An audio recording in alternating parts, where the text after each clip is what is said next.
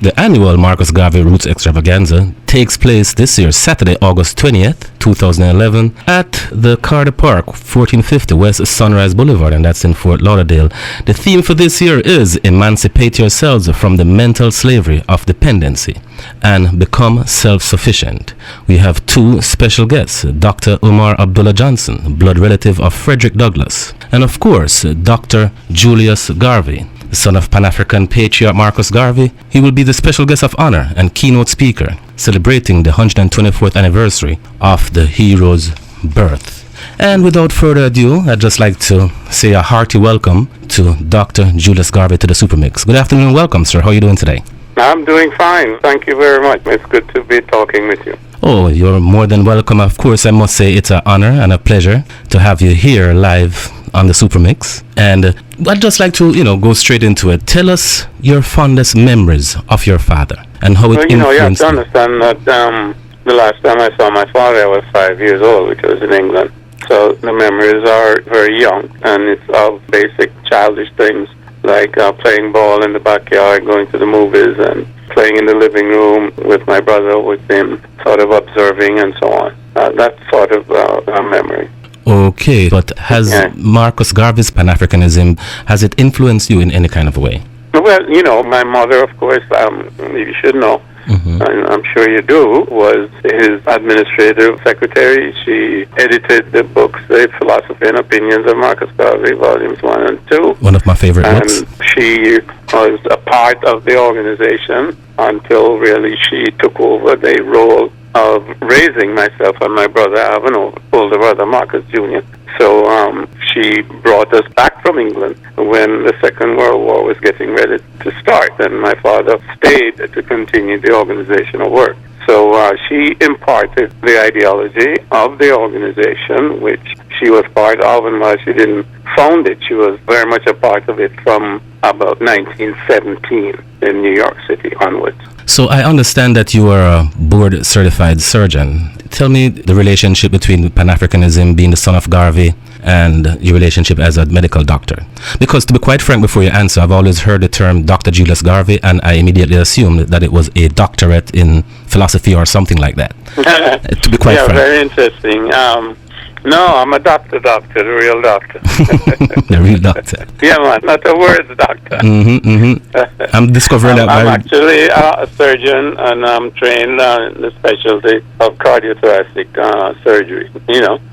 I think that both my parents really gave of themselves, and one of my father's sayings is, whatever you do for yourself goes no further, but whatever you do for others goes all the way to eternity, And obviously, I'm sure you know that medicine is a profession where you're constantly doing for others. And of course, it's very rewarding to see people get better and to see them realize that you've been part of the process of their healing. And they usually are quite grateful, although you don't do it for the gratitude, you do it for your own satisfaction in terms of the process of helping others as part of a community. And it's part of giving of yourself for others. And of course, that's what my father did par excellence. He saw the problems of African people all over the world, and he said that was his destiny to help them. For me, my destiny was to help people who are sick and need particular medical care. Sounds like my kind of doctor, doing it for the right attitude, for the intrinsic benefits of it and not necessarily the extrinsic benefits. I am definitely loving this. But I'd like to correlate again Pan-Africanism and the fact that you're a doctor. How important do you think Pan-Africanism is in today's society?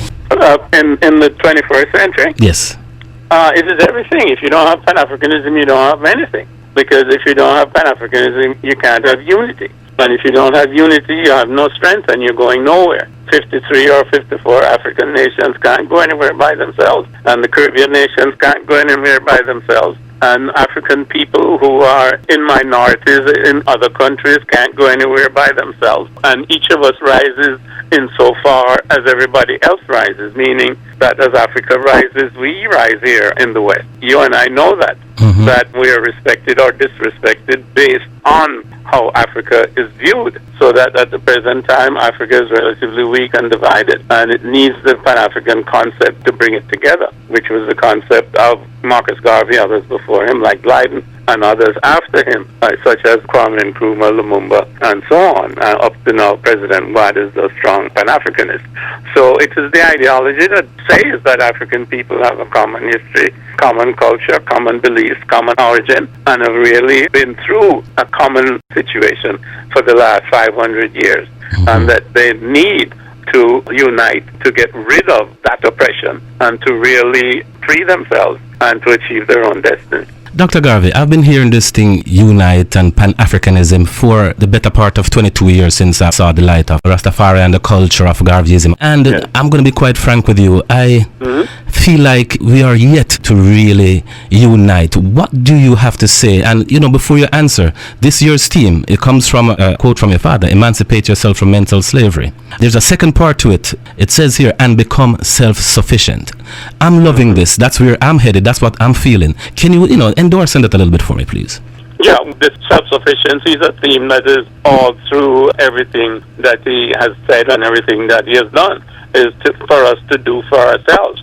We don't have to reach out to anybody else to do for us. As a matter of fact, that the full quote of that says, while others can free the body, none but ourselves can free the mind. That's right. You see, so it's really up to us and our responsibility. And I hear what you're saying about 22 years. But don't forget, Marcus Garvey was in it basically for his 53 years. And basically, I have been in it for an equal period of time. And sometimes it looks like we're not making any progress. So there is that negative aspect of it. Definitely. But, the glass is half empty and it's half full. There's been progress, as you know, since 1957. As you know, Jamaica next year is going to be 50 years independent. Although we can look at it and say, boy, what have we done with independence? We haven't really gone on our own. We haven't followed Marcus Garvey. And a lot of people really need to heed also the way in which Rasta is going. Not necessarily that they have to dreadlocks, but they have to get with dignity. I agree. And liberty. And that understanding of who we are as an African people. Now, we're very much lacking in that, you see, and that really is because of the propaganda machine and the incarceration of our minds within the whole Western panoply of individualism, materialism, capitalism, and competition and globalization and so on.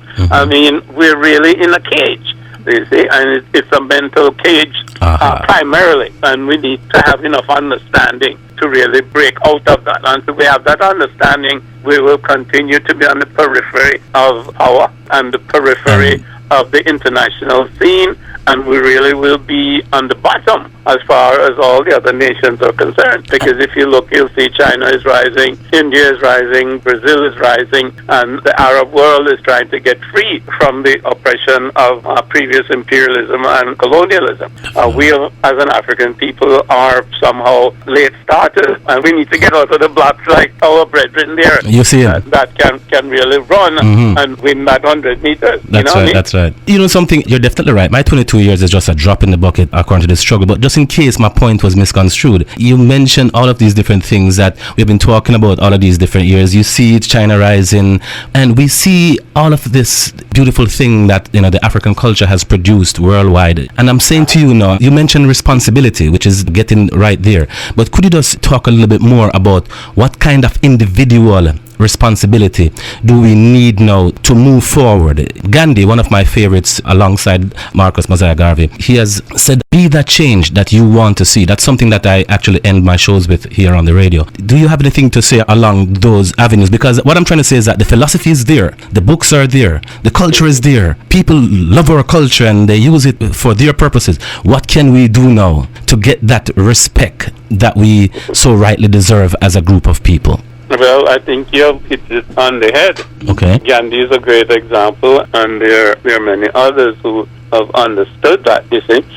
If you want peace, you have to be peace. There you go. If you want freedom, you have to be free. And this is your own personal responsibility. You can't just talk about it. You know, it's like they say, you have to walk the talk. So you have to be that which you want to see in terms of change. And it's not simply a matter of looking for a great charismatic leader. There you go. Or even necessarily, as you were just saying, they're reading the books or knowing the words. But the transformation has to take place within the individual. And that's what liberate your mind from mental slavery really means. That has to happen on the individual basis. Granted, there is a global mind per se, but the global mind is made up of individual minds. There you go. So if each of us as an individual African person does not liberate our minds, then we're going to be the weak link in whatever the chain is, you see, and we won't have that unity that we need. Definitely. And this is what has not happened while the philosophy is there. It is not being carried out forward in the schools. Definitely. You see? And there's a saying that the Jesuits used to have. He said, give me an Aristide or Nkrumah, you can go on, Allende, and so on. So you see, the powers of imperialism and colonialism have not departed the scene. They've just changed the plantation. Now the plantation is the whole globe. You see, and then they'll try to get you one way or another if you stand up against them. As you know, they're bombing Libya to get rid of Gaddafi. Erstwhile, he was the friend of Sarkozy and the Italians. You see, but they saw a way in which they can grab the oil of Libya. You see, and now they're using the pretext of the United Nations and NATO to change the government so they can get their hands on the oil. And it's not different from Bush getting his hands on the oil of Iraq.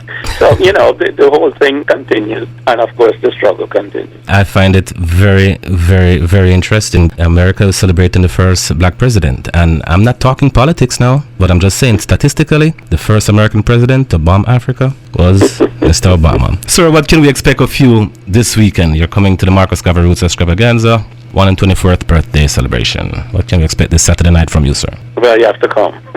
That sounds fair enough. Sounds good enough to me. Be there, yes. Okay.